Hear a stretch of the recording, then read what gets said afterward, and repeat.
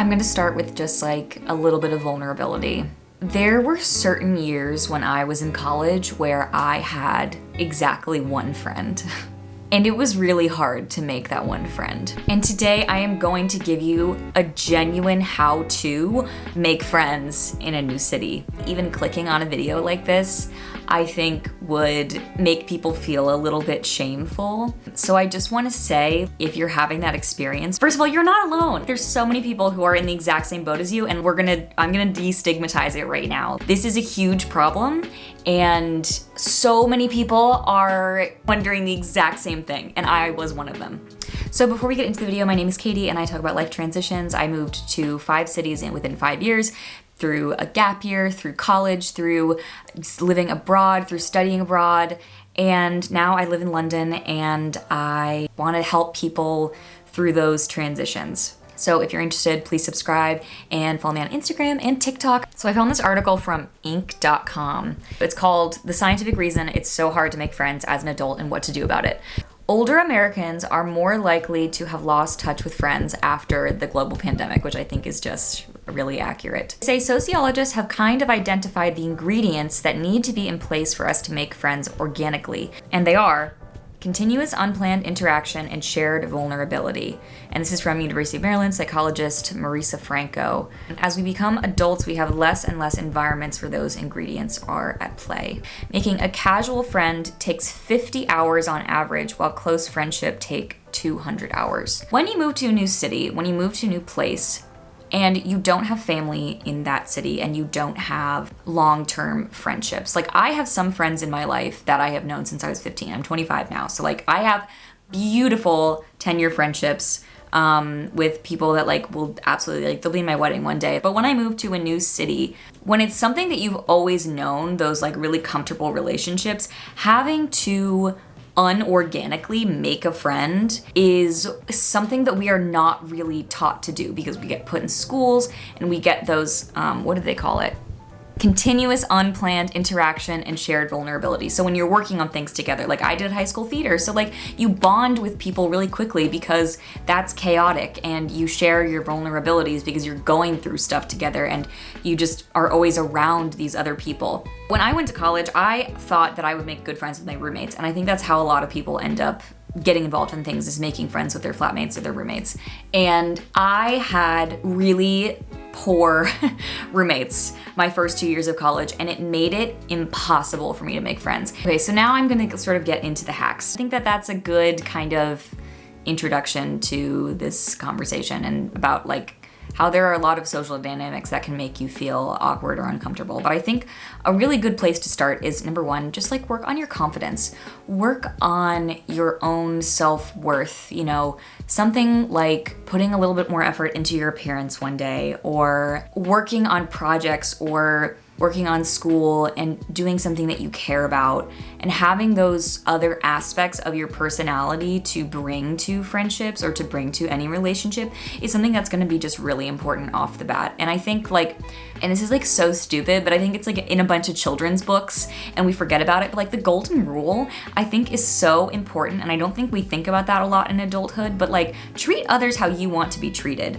So think about your social interactions, and I think that at the end of the day, like I put my head on the pillow every night and I'm like, I have treated people with respect. I have treated people with kindness. I kind of lost my train of thought there, but starting with your own confidence and the way that you treat people and treating people with the golden rule, I think is just like a really good position. That's the one. Number 2 is just get curious with people. And I made a TikTok about this week, but I think it's genuinely true. You know, when you're in college, people are going to sort of ask you those like really kind of like dumb questions, but they're not dumb. And I think that that's actually like a good reframing when people are like, oh, I don't like small talk or whatever. It's like, you actually have to be good at small talk to get to the big talk, because asking somebody, oh, what's your major? What are you studying? Oh, what building you live in? Like, you're looking for little connections. You're looking for like, oh, where are you from? Do I know anybody from there? Like, and then you can kind of get to the bigger stuff. You can get to asking questions. But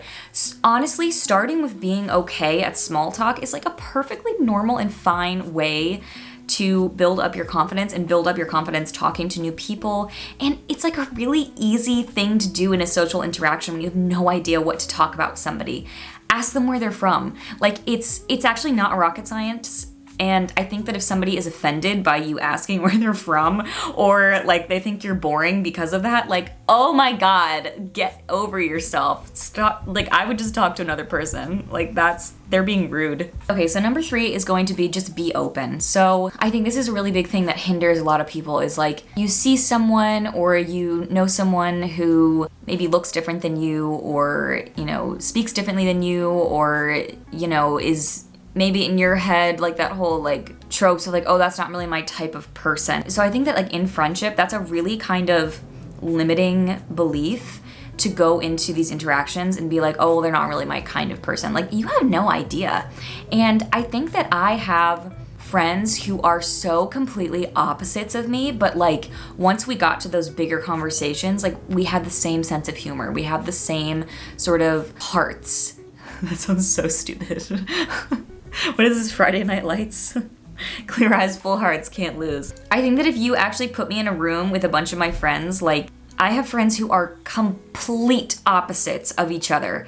It just doesn't matter to me because like if I have a good time with that person and they make me feel like I'm fun and they're fun and we have a nice time, like that social interaction is like means everything to me. So I think that just trying to take away that limiting belief of like, oh, that's not really like my kind of person. Like, you have no idea what kind of person, and especially if you're in a state where you're like feeling a little bit lonelier, like just get to know anybody who comes across your path who is friendly and open too. Like, that is exactly the way to make good relationships. Number 3 or no, is this number 4 or 5? I actually don't know.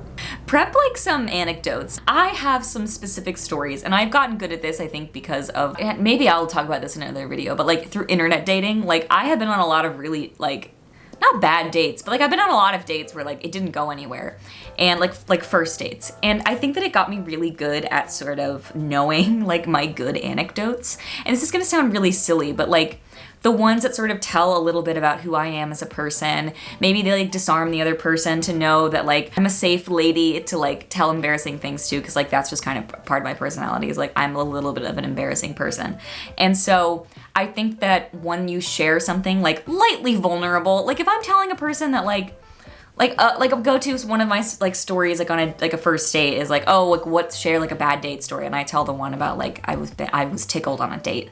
And if you want, I'll link that video down below.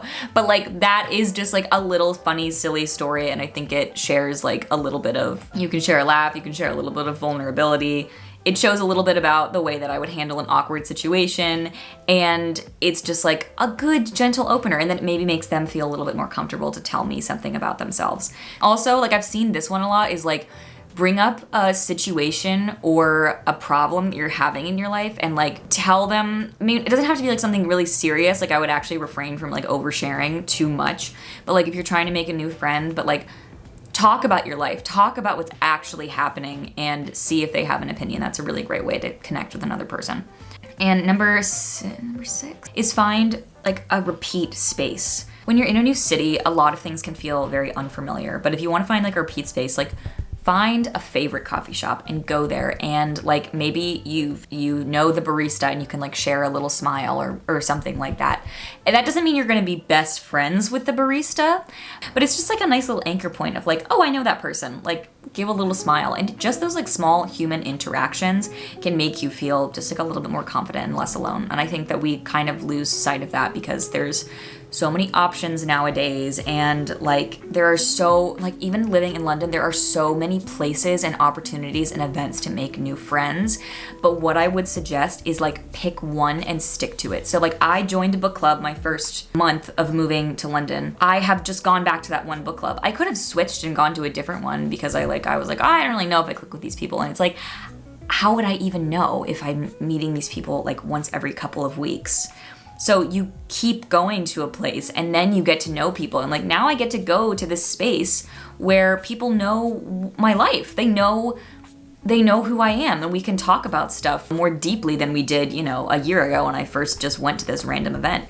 Showing up again and again to the same place is a really good way to establish relationships, and it just will happen. And it takes time. I think that's the other thing, is like a lot of this stuff won't happen overnight. When I kept moving every like literally on the year mark, at the end of every year I would have to leave, and then pretty much my circumstances were that like I didn't know anybody the next year and I would have to start completely over again. My friendships and relationships like would just start to get really good by the very end, and then I would have to leave. So I think knowing that it wasn't my fault during those 5 years, and that like I did end up having and I have relationships from those 5 years that are absolutely wonderful, but they did involve a lot of goodbyes. And so if you are in a new place, like just know that it takes like at least a year, which is like a little bit of a scary thing to say to somebody moving to a new place. But like a year is actually, it's not that long, and you're gonna get through it and it's gonna be good. Number 7